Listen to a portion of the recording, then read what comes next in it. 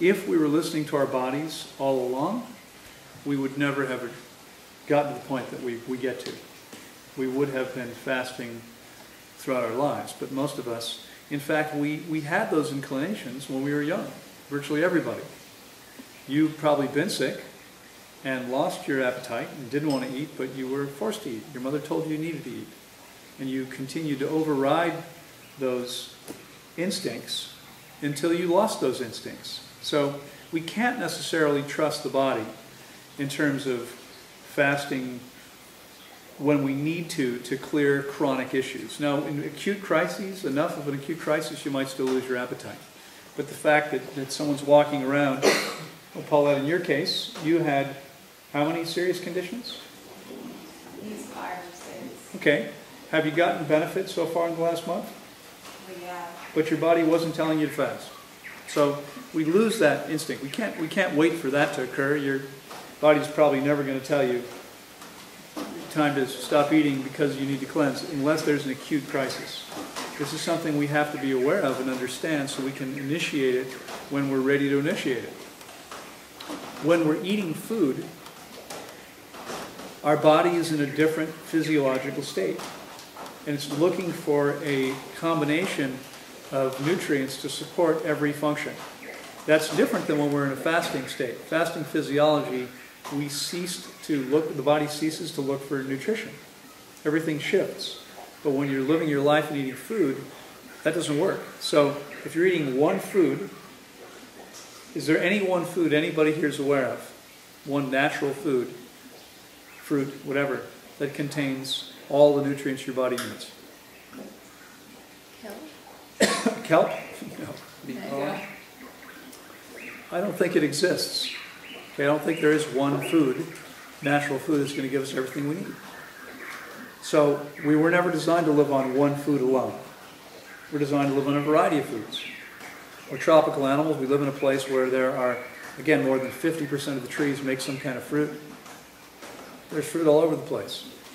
You might eat only mangoes for a few days, but eventually you're going to go find something else. So, giving your body a chance to cleanse and heal, if you know what to do and you do it properly, is always going to be beneficial. But overriding, and that's even though you may not have had the instinct to stop eating, but overriding your body's instincts, which is what you're doing if you decide today that for the next 2 weeks you're going to eat only watermelon. How do I know you're overriding your body's instincts to do that? Because your body can't possibly know what it's going to need 2 weeks from now, and doesn't live in the future. It lives only in this moment. So the only thing you can do if you want to meet your body's needs for food, for nutrients, you need to be listening to your body every time you eat. Which is why I said to you this morning, right? The question was, well, which of these things would be better for me? And my question was, listen to your body. My response was, listen to your body. What is your body telling you? Okay? If we can really tune in, we're going to get great messages. Now, most of us aren't used to doing this. You know, again, if we've been doing this all along, we wouldn't be here now. We wouldn't need to be. So we may have to relearn this. We have to practice it. And that's okay. But it's a skill that's a critically important skill to ever function at the highest level you can.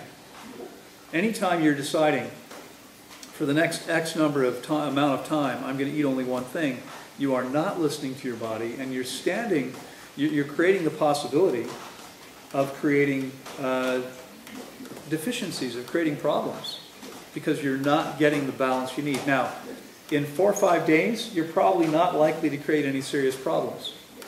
But 2 weeks, 3 weeks, 4 weeks, you will. One of the greatest advocates for this, by the way, someone who's vocal and is on YouTube, etc., I'm not going to mention names,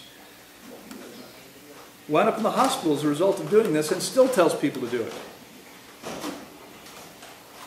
And when she came to me and wrote to me, I've known her a long time, and said, what do you think of this? I said, I think it's a bad idea. This is a couple of years ago. Don't do that. Listen to your body. Eat whole foods. Listen to your body. Eat what your body's telling you it wants. Now, get clear. If you wake up and your body says it wants McDonald's, first of all, we're talking about only from among those things that belong in the body. So if your body is telling you it wants pizza, McDonald's, whatever, you can override that. You know that's not beneficial to you. But if the question is watermelon or papaya, salad or pineapple, listen to your body. Don't try to figure it out. However smart you might be, you're not nearly as smart as your body is when it comes to your body's needs. So the only way we're ever going to get it right is to learn to get into our body and listen to its messages. Okay? Does that make sense?